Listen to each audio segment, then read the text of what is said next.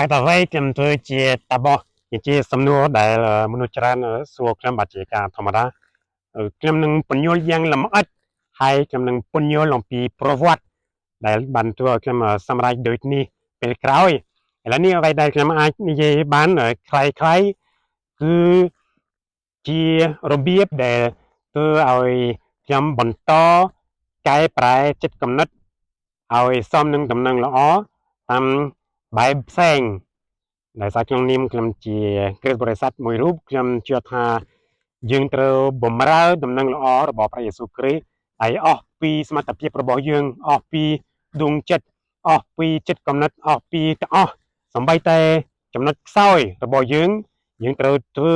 យ៉ាងណាឲ្យមានប្រយោជន៍សម្រាប់ដំណឹងល្អអញ្ចឹងជាមូលហេតុដែលខ្ញុំជឿថាដោយសារខ្ញុំជាមនុស្សរបៀបនេះមានចិត្តគំនិតអញ្ចឹងអីរស់នៅជាតាបោះជារបៀបដែលល្អជាងគេដើម្បីជីវិតរបស់ខ្ញុំមានផលផ្លែដែលមានប្រយោជន៍សម្រាប់ព្រះជាម្ចាស់និងប្រយោជន៍សម្រាប់សង្គមតែម្ដងសូមព្រះជាម្ចាស់ប្រទានពរឲ្យ